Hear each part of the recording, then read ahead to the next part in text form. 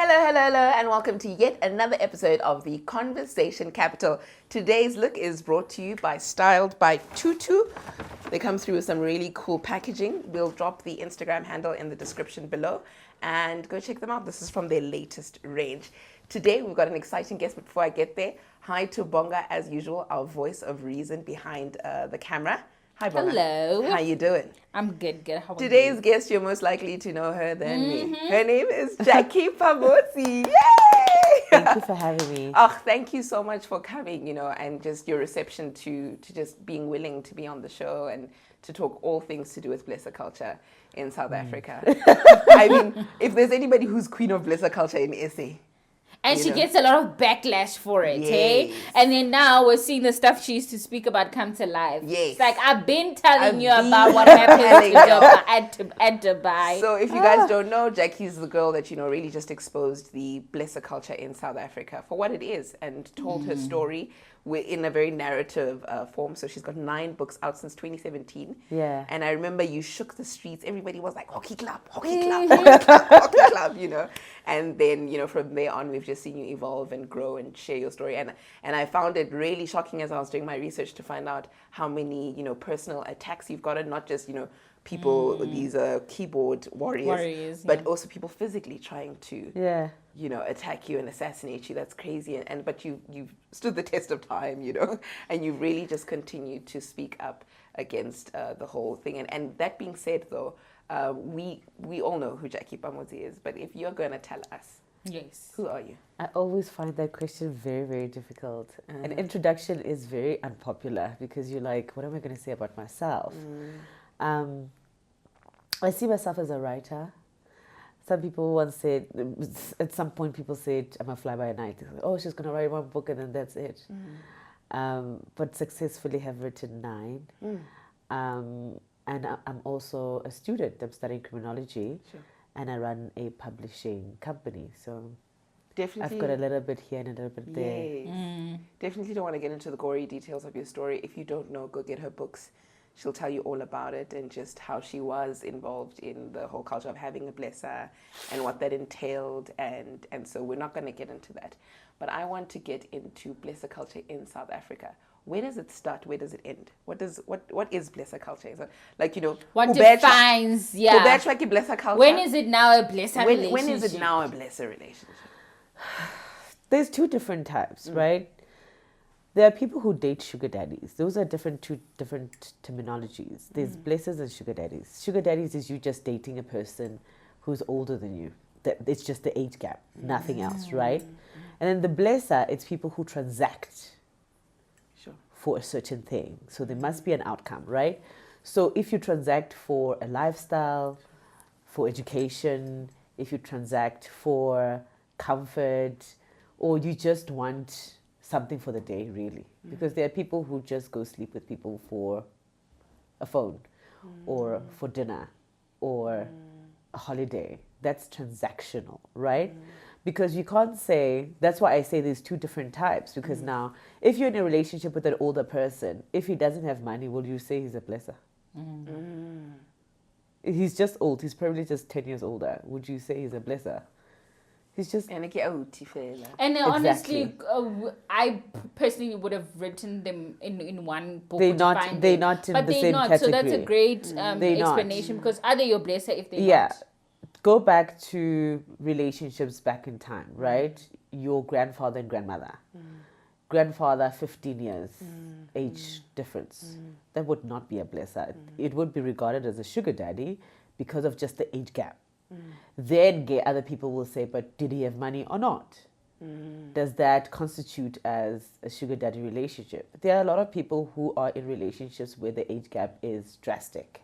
Yes. And they don't consider themselves to be in a relationship with a blesser, right? Yes, they will be like, it's a relationship. I like this guy. We are in love.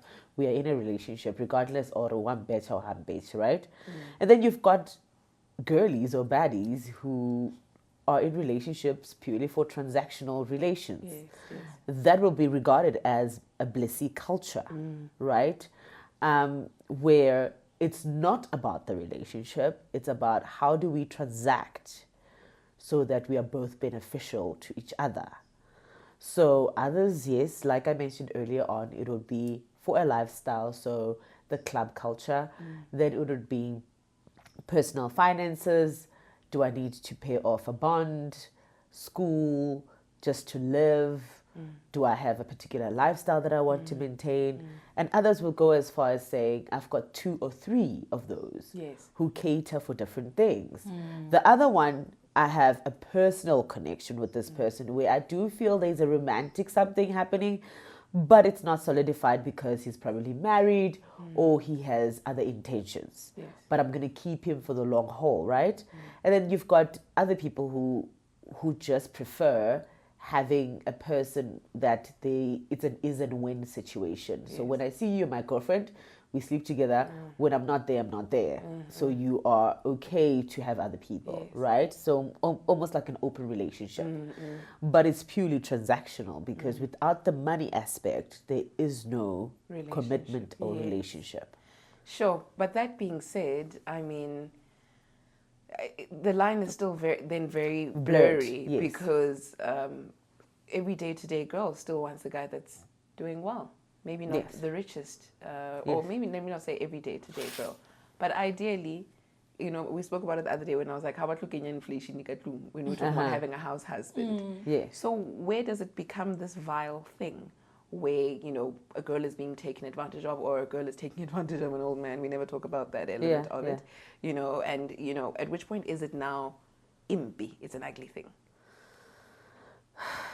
Okay, we'll start with the intention. Whatever your intention is to get into a relationship determines the outcome of it.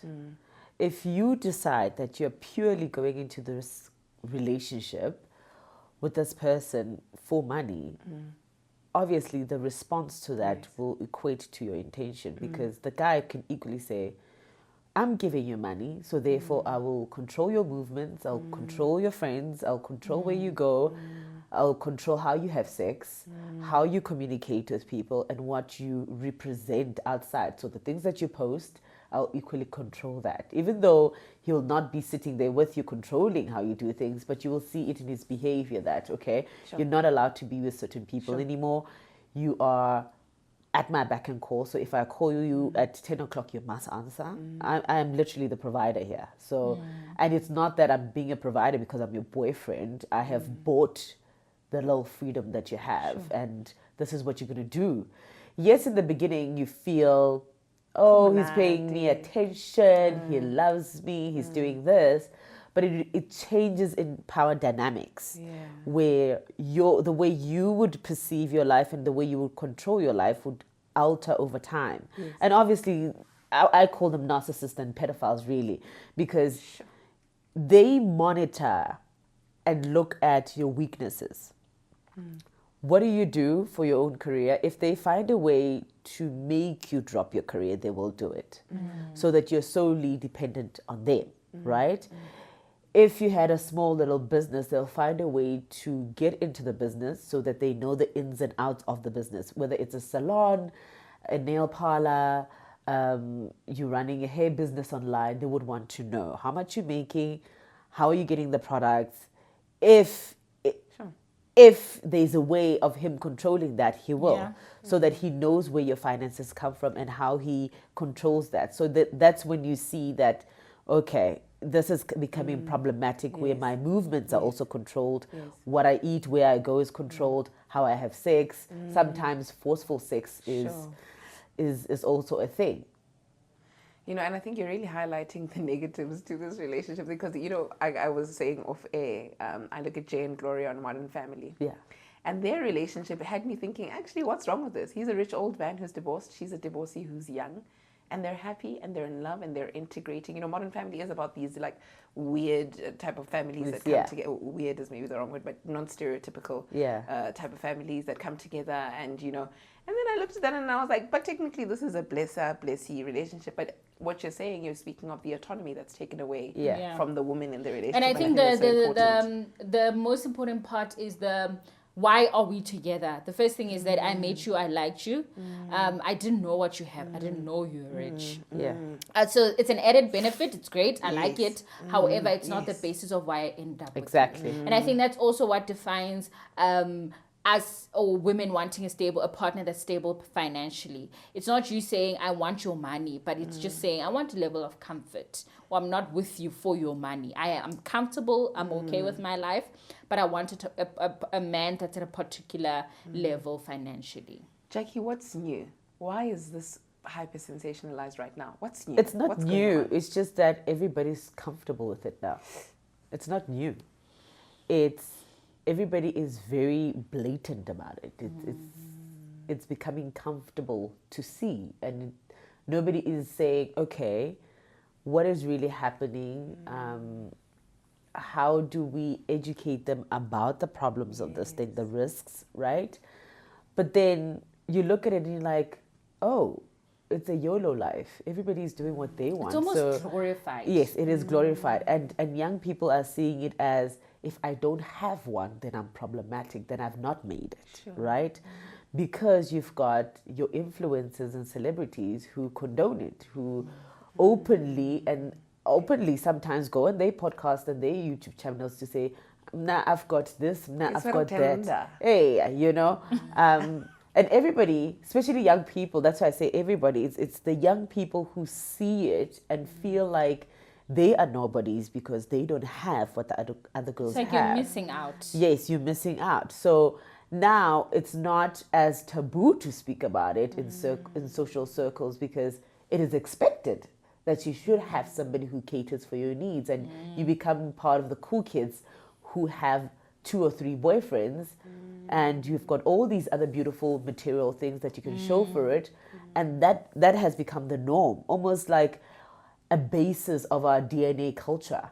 If you don't have that, then you are nobody, forgetting the risks that come with the social life. In my own little micro way, I'm like relating so much to what you're saying. Yes. Where when you're dating a guy, the question they are asked, what does he do? What does he do? What does he drive? Yeah. You know, and then Why are you wasting your time with that person? Specifically, one friend said to me, but friend, you're too pretty for that. Exactly. When I told her the car that my partner was driving at the time. And I was just like, you know, and then she was like, but you're too pretty for that. And I was, you know, I remember immediately I wasn't offended. I was like, maybe I am too pretty for that.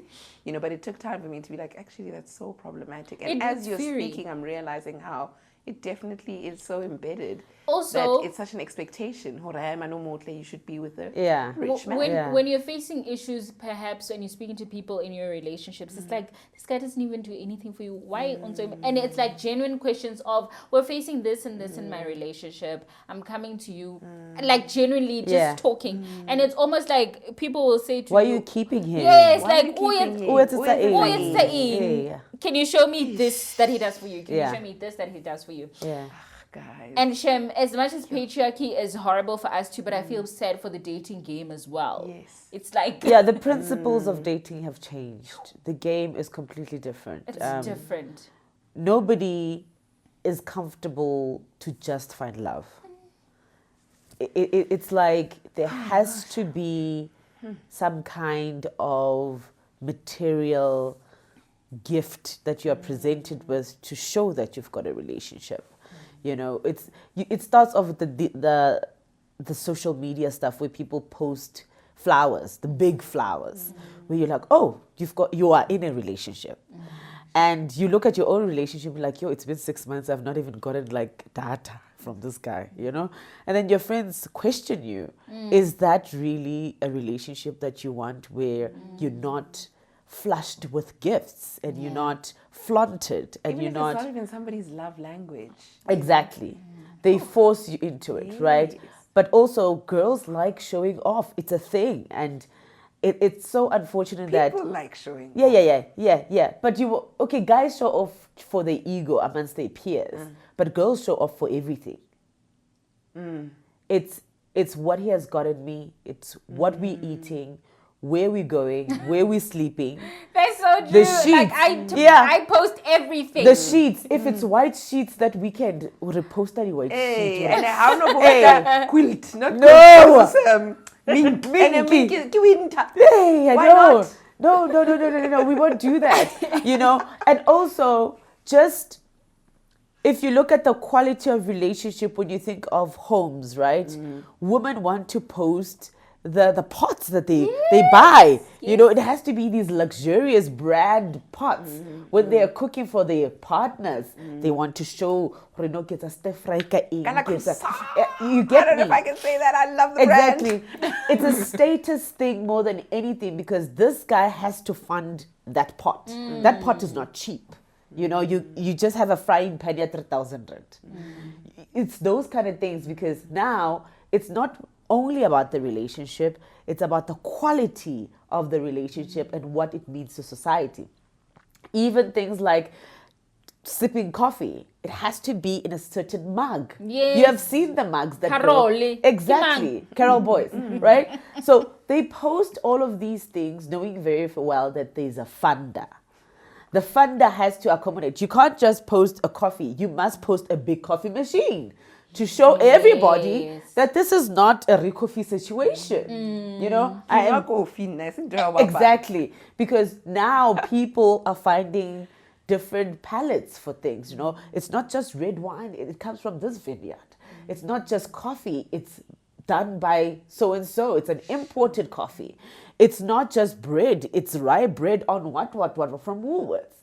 You know, it's not just water. You know, Lucky Bread Company. Exactly. There was a conversation on Twitter about that. No, Woolworths is not that fancy. Exactly. This is a country that has such high unemployment rates and poverty rates.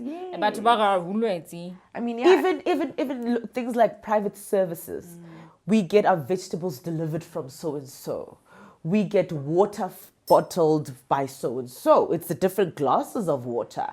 It's the knocking fridges, where everybody wants to knock on fridges to open the fridge to show you. So it's a life. What's a knocking fridge? It's a I know it, and then it becomes transparent. Yeah, you knock on the fridge, it becomes transparent to show you the different levels of beverages that you have and what you have in the fridge. Yeah. Water and what, instead of you just opening the fridge. So it's a glass. Oh my fridge. gosh, I want it. Exactly. See, it gives people that I'm not just in a normal relationship. This is what the relationship is, you know. The Valentine stuff, everybody wants to post that. The cars, when the car arrives, you want to post at the dealership more than anything else. Even if this guy buys you a second hand, you'll rather fake this whole big thing as if this car was bought straight from the dealership. It's not a second hand, you know. But it's actually sad. It is. It's very sad. And like you're saying, you know, especially coming from a country where we're actually not doing that well. No. You know, but the culture Abukotani is rife, you know, and it's rife on Instagram. You know, but then what does somebody do? Because I know that I often take step backs away from social media. So I can spend like a year off social media and whatever. But eventually you need to go back on for conversation capital or something else, you know. You need to go back on, and then you're once again reintroduced to all those things, and you start thinking, my life here shorter. There's so many, you know. How does one then, you know, start managing this? Because I know that you're on all social media platforms. I know that people reach out to you there, you know, and you've totally removed yourself from the lifestyle now that, you know, you were once involved in. But how do you manage to consistently just, you know, I'm very intentional with my social media. I know exactly what I'm doing on social media, and after that, I log out. So even the people that I follow, right? I make sure that I follow people who are highly intellectual, people who are maybe in humanitarian stuff. I follow doctors. I follow people who really, really ignite my mind more than anything else, as opposed to people who are very flamboyant or people who like posting things like I'm cooking breakfast. I'm not even a morning person, so but when you post I'm posting breakfast, I'm like, oh, gosh, whatever, you know. But I am very intentional with what I see, what I absorb, and what I give out. So I know I post a lot of healthy stuff, which is the gym stuff, and I post my workouts, and I post the work that I do with shelters and different organizations. I hardly post my home. I hardly post cars. I don't post that stuff because I feel like for a young person who's looking at my social media, what are they getting from it? What am I feeding them? You know, am I feeding them positive information? Am I educating them? Am I teaching them something? I'm not going to just wake up for 2 months and just post my bum. Like, come on. Yeah, you've got moments where you're on holiday. That is probably once or twice you do that. But there's certain types of information that push people into depression, push people in unrealistic lifestyles, push people into this funk of, my God, I'm not making it in life. Because my peer has, at 24 years old, they drive a Range Rover. You know, it takes away the truthfulness of social media because we are supposed to be sharing life. And what people are posting is most of the time not even truthful. Yeah. You know, a person posts a holiday every now and again only for them to not even be on the holiday. You know, Old pictures from one holiday. or even screenshots of other people's holidays, and then they use that as their own. That happens quite a lot. Is that a thing? Yep. Yeah. They would post like a champagne bottle as if they're drinking it, but it's from a cousin's picture or a friend's picture or Pinterest or whatever, you know.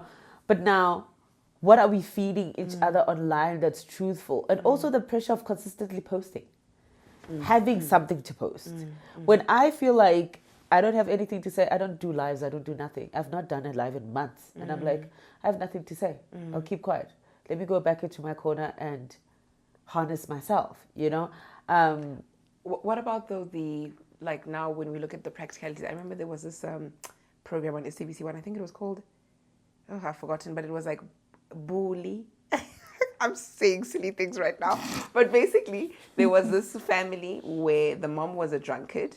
The daughter's name was Bully, and then she was doing shot put or something. Society or Home Affairs. Home Affairs. Ne? And I remember that was the first time I realized that economically it can be somebody. So it was these two girls, drunken mom, they live in a shack. And the older sister does this shot put thing and she's trying to make it in the sports world. And she's got like a coach who's like got a limp. Remember, it was a beautiful story. And then there was a girl, Bully. And Bully had a township like boyfriend, you know, that would not spoil her, but give her the basics. Yeah. It was literally the basics. And so the one day she gets the old sister sees her with this boy and gets really upset, like, you're supposed to be in school, you're here drinking beer. And she says, did you realize that when I drink beer, my tummy is full, my tummy is empty? You know, and I remember that hit me to say this girl's next option is to have, you know, whatever beer is available with this guy, Wakokasi, you know, because he's providing some kind of... So what about, like, you know, we're talking about, we come from one of the, well, maybe not one of the poorest countries, but we're in Africa. Yeah. I'm making Africa sound so bad. But you know, you get what I'm saying? Our economy is bad. Yes, our economy is bad. That's the term I was looking for. Our economy is bad. And so now, knowing that our economy is bad, what is the next, you know, maybe not even somebody wants flamboyant things, they need the basics. You can't run away from the truth of poverty. It is. Issues of the stomach. There's nothing you can say to a person who's hungry. There's nothing you can't say anything to change their mind. And that's where the predators come in, you know? When you know somebody's hungry, and this is just now different levels of hunger, right? You've got people who are hungry for education, people are hungry to start businesses, people are hungry for food, people who are hungry for opportunities, people who are hungry just to be seen, you know, emotional support, so much hunger, right? And then you've come from a country that has a history of abuse in families, in school environments and all of that. And then you've got this one perpetrator who sees all of that, sees through all of it and says, okay, you're hungry, you're desperate, I will cater for your needs, you'll have groceries end of the month, but this is how you're going to entertain me in my life. You can't tell a girl who has not eaten for a week not to sleep with someone. Yeah. Because that's the last thing on her mind. That is, there's no way. Our parents actually used to do it. Our dads used to move from Komahaying, they come to Joburg. Yes. They are left with the hunger for months and months until the husband comes back. What do? They will sleep with the priest. They will sleep with the principal, the truck drivers. They will do this and they keep quiet and make sure that the family reputation is intact. But guess what? You are dealing with a hungry person, and there is nothing you can do to almost change their circumstances, you know. So now perpetrators are comfortable to take that leap and say, okay, there's an opportunity, I have the money, and quite frankly, my moral standing does not matter when it comes to my entertainment. I'll do as I please. And then they just take advantage. Jackie, I sometimes fear to vilify everybody in situation because I feel everybody carries certain burdens and stuff. And so at which point do we feel sorry for the blesser? There's something that leads them to that place where they feel like they need to... Let's go back to our history, right? Apartheid, the system of apartheid. A lot of men were not rehabilitated after apartheid. As opposed to countries like Japan and Russia, when their people come from the army, they go into institutions where they get different types of rehabilitation. It's physical, it's trauma, speech therapy as well, because sometimes violence creates deformities in speech, right? Also, sexual rehabilitation, because they rape each other. Remember, when somebody is detained, they take into a prison or somewhere in camps, right? They rape the other men to dehumanize them. If a man has been through all of that and comes back into society to take care of a wife and children, how on earth do you think they have got the capabilities to do that? Then you push them into a society that wants them to be a certain way. They must be the intellects, they must be the providers, they must run the country, there must be civil servants or servants that are meaningful in a society. That person has trauma at 20, 30, 40 years. And in that time, they have passed it on to the immediate children, right? So now you've got a son who is also dealing with a father that has PTSD and all these other remnants of it, right? You've got a mother who has not learned to transition as well, because the husband has not been home for a long time. She has learned to sort of live by herself and hustle for herself, and then you put all of those people in one house and you expect them to live together, cohabit together, right? And then you throw politics in it. How are you expecting that one individual who has experienced 3 different kinds of shifts to be able to live in a society, right? And then you've got these newborns, which is us from my 80s, 90s, and 2000s, who are free-spirited. We can't clinch on apartheid. We were not there. You can't say, I've got trauma from apartheid. You were not there. So you come in as this new type of spiritual being, and you morph with these 2 different kinds of generations, right? And then you look at your parents like, why don't you understand me? Why don't you love me? Why don't you treat me this way? These people were not designed to treat you that way. They were not. But then, so going back to calling them perpetrators. Yeah. Then when do we say they're not perpetrators? They're also victims of the society and their history and their upbringing. I think it's not saying it's either or. It's not either or, because these people still exist. They're not dead. Yes. However, it does not take away their criminality. Yeah. Yes. It's not. Do you understand? Or. Yeah. So it's not either or. It's us saying, how do we deal with the remnants of what has been done to our men? And honestly, this takes me to the notion of men are trash. Right? When your parent was abusing your mom, would you walk up to your dad and say men are trash? Would you go to your brother and say men are trash? It's very difficult, right? But you can say to an outsider that men are trash. But I ask you this question again. When men are not rehabilitated from that era, morphing into this new era, where are you to place them? Should they behave as if they were still in apartheid? Right? Which is the rape, the beatings, the vile speech, the post-traumatic stress, right? And then the many other disorders that come with societal ills, right? Now you're taking the modern men and you're expecting them to be this perfect human being because the father's not rehabilitated, the uncles are not. Society is forcing him to be what he does not identify as. And then you've got these young girls who are just demanding things from them. And you're like, where is he supposed to go when you're saying he's trash? When somebody is going through a transition, especially if it's an economical transition, there is no way you can ostracize them and say they don't belong. What makes you more than that person that qualifies you to belong if that person does not belong? Because we should be saying, where are the doctors that are supposed to rehabilitate men who understand men issues, right? Because we've got our doctors, our female doctors who we can go to and we can spill our hearts out and say, okay, this guy's abusive, I'm going through this. You've got the psychologists, the female psychologists who say we are part of organizations that help women. And just, generally the culture around women is talking. Right. Yeah.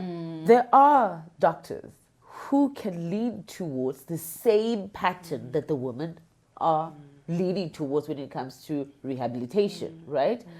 They should say, we are starting institutions to rehabilitate men. So there must be the fathers who go, the brothers, the boyfriends, and whoever, who can be able to go to that institution. There are shelters that cater for women and children. Where are the shelters that cater for men as well? You know? You say men committed suicide, and you're like, okay, why didn't you speak? No, when you have your issues, you have the support group, the female support group, you've got the workshops, you have the women conferences. And that's why men's conference is such a joke. It's a joke. Because women's conference standard procedure. Yeah, you know, Mother's Day, Women's Month, World AIDS Day, there's this for women, for what? 60 days of activism. You know, something as simple as men's clinic, people ridicule. Yep. You know, that institution should have little compartments where they deal with men issues. Psychosis in men, depression in men, loss of jobs. How do we take them to therapy when those things happen? You know, the loss of income, you know, also the things that they suffered in their family, you know, the depression and the historical abuse in their family. Where do they go? Because if a man or my partner today says, babe, I think I'm having dark thoughts, where can I go? I honestly don't know where he can go. I really don't know where he can go. It's really a hassle. So we need to see institutions that are led by men, create spaces for them so that it's safe for them to go to those institutions. Why is it such a big joke when men are referred to men's clinic? It's not a joke. Rona re ako clinicing all the time. Breast examinations, pep smears. Pap smear, the STD, the campaign on campaigns we for go. us. Rafola ko clinicing go sharp.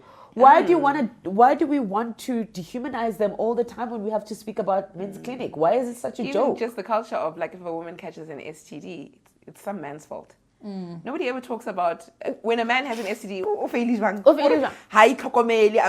you understand? You know, there's no empathy or sympathy. We must come to a point where we realize that you can't turn your back on your own people. You can't do that. You guys asked for it and we've given it to you. It's an hour-long episode, and so therefore we've had to split it into 2 parts. Make sure you catch part 2.